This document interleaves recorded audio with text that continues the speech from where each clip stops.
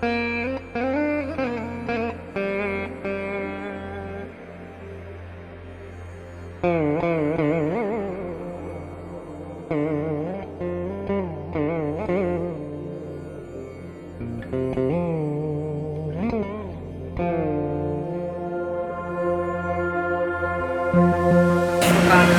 9টা। তো আমি সকালে একটু চা খেয়ে বাচ্চাকে স্কুলে ড্রপ করে এখন বাসায় আসছি। তো এখন ইচ্ছে ছিল আজকে একটা ভিডিও এডিটিং করব, বাট দেখা গেল কারেন্ট নেই। সো কারেন্ট নেই কী করবো? তো বাসায় কিছু মরিচ ছিল এবং কিছু কাঁচা আম। তো চিন্তা করলাম এখন এগুলো দিয়ে একটু আচার বানাই, যেহেতু কারেন্ট নেই, আমার এখন কোনো হাতে কোনো কাজ নেই। তো এই যে মরিচটা আমার শাশুড়ির গাছে লাগানো, ছাদ বাগানে। তো এটা অনেকগুলো নিয়ে আসছে, তো এতটুকু তো আর খাওয়া যায় না। চিন্তা করলাম এগুলো দিয়ে একটা আচার বানিয়ে আমরা খাই। তো আচার বানানোর জন্য আমি এখানে নিয়েছি মরিচ তো আছে, সাথে পেঁয়াজ, রসুন, শুকনো মরিচ এখানে নিয়েছি চিনি, তারপর নিলাম গুড়, তারপর এখানে নিলাম পাঁচফোড়ন আর হচ্ছে মৌরি নিলাম। এখানে কিছু আবার এখানে মরিচ একটু কম হবে, হয়তো কম হবে, তাই একটু এখানে কাঁচা মরিচ নিলাম, সাথে কিছু রসুন একসাথে করে তারপর বানাবো। আর আছে কিছু কাঁচা আম। এভাবে কুচি কুচি করে গ্রেট করে নিচ্ছি।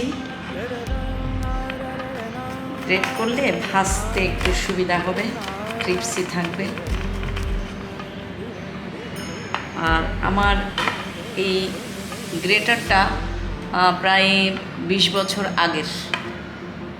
এটা হচ্ছে একটা আমার ভাবি ছিল, ওই ভাবি আমাকে এটা কেনার জন্য ইন্সপায়ার করেছে। ওনার কাছে আমি দেখেছিলাম যে কেমন, বাট আমি আগে পিছে সব ফেলে দিছি, এই গ্রেটারটা আমি রেখে দিলাম। গ্রেটারটা অনেক উপকারী। এখানে হচ্ছে এগুলো এখন পাওয়া যায়, এখন আরও নতুন নতুন অনেক ধরনের গ্রেটার আসছে, দেখি অনলাইনে। বাট এটা খুব কাজের। এটা হচ্ছে ছোট করা যায়, এটা একটু বড় স্লাইস, এটা আরও বড় স্লাইস, আর এটা হচ্ছে একদম কিমা করার জন্য। তো এটা দিয়ে আমি প্রায় কাজ করে, বেশি কিছু লাগে না, জাস্ট এটা হাতে হলেই অনেক কাজে হেল্প হয়। তো আমি এখন এটাকে এভাবে গ্রেট করে নিব। এটা গ্রেট করব, তারপর পেঁয়াজগুলো গ্রেট করব, আর হচ্ছে মরিচগুলো গ্রেট করে নিব। এখন কারেন্ট আস্তে আস্তে আমি এগুলো একটু গ্রেট করে নিই।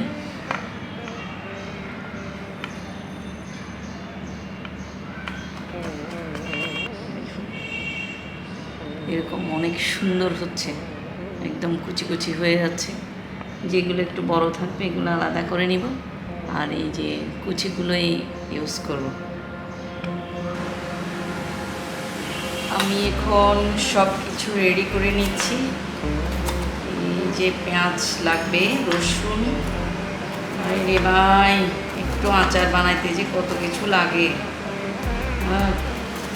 যখন ইউটিউবে আমরা দেখি মনে হয় যে না, অতি সহজ, একটু আচার বানাবো, বাট কত কিছুর দরকার হয় আমরা আসলে অনেক সময় বুঝি না। যে এরকম যারা রান্না বান্না করে, আমরা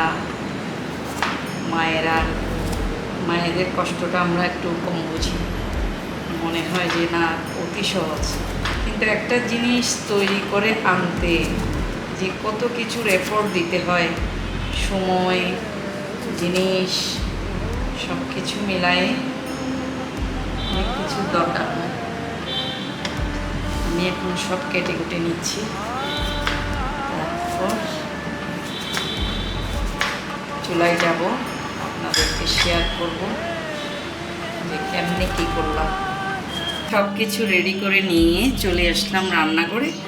রান্নাঘরটা এসে প্রথমে একটু চুলার আশেপাশে একটু মুছে নেব।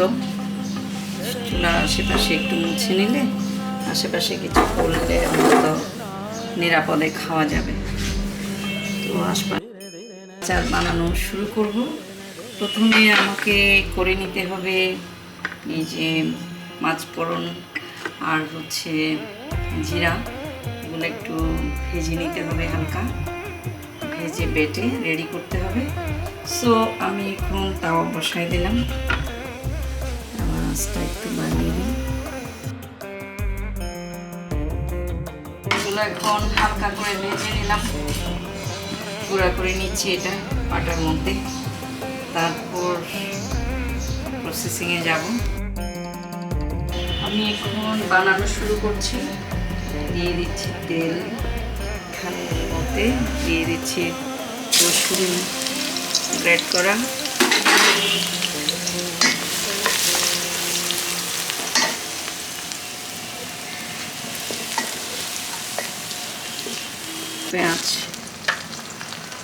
পেঁয়াজগুলোকেও ভেজে নেব।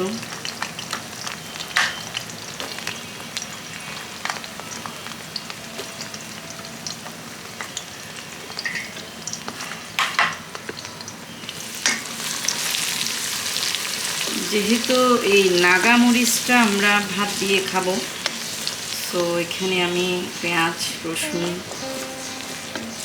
তারপর মরিচ ব্যবহার করব। এখন অলমোস্ট এরকম ব্রাউন কালার হয়ে এসেছে। এখন এগুলো নিয়ে নিলাম, তেলটা ছড়িয়ে নিলাম হালকা। তেল থাকলেও কোনো সমস্যা নাই, এর মধ্যে আমি মরিচটা ভাজবো। আম দিয়ে, নাগা মরিচ দিয়ে আজকের আচারটা।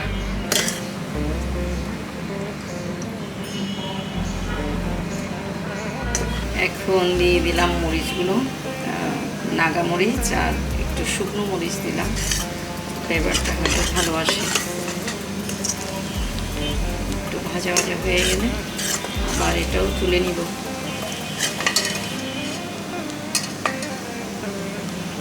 আমগুলো দিব, সে আমগুলোতে একটু লবণ মাখিয়ে জাস্ট এভাবে একটু চিপে নিলাম পানিটা ঝরানোর জন্য।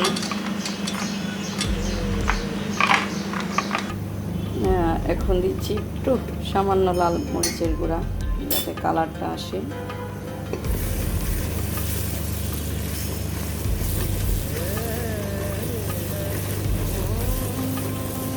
আম থেকে যাতে পানি শুকিয়ে যায় তাই বারবার নাড়তে হবে, এটা পানি শুকিয়ে আসবে। আর এখানে নিয়েছি নাগা মরিচ ভাজা, আর এটা হলো পেঁয়াজ আর রসুন। এখন দিয়ে দিচ্ছি একটু লবণ, স্বাদ মতো একটু লবণ। না লাগে মতো বারবার নেড়ে রান্না করছি। আচারটা যাতে সংরক্ষণ করা যায় তাই 1 চামচ পরিমাণ আমি ভিনেগার দিয়ে দিলাম, তাহলে আচারটা অনেক দিন সংরক্ষণ করা যাবে। তারপর দিয়ে দিচ্ছি গুড়,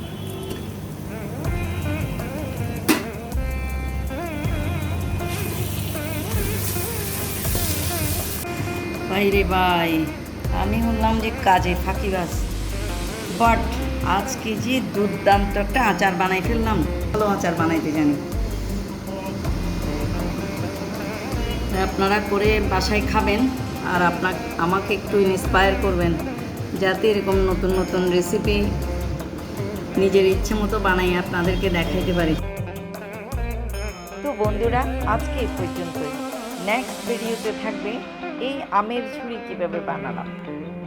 সে পর্যন্ত সবাই ভালো থাকবেন, সুস্থ থাকবেন। Till then take care, by.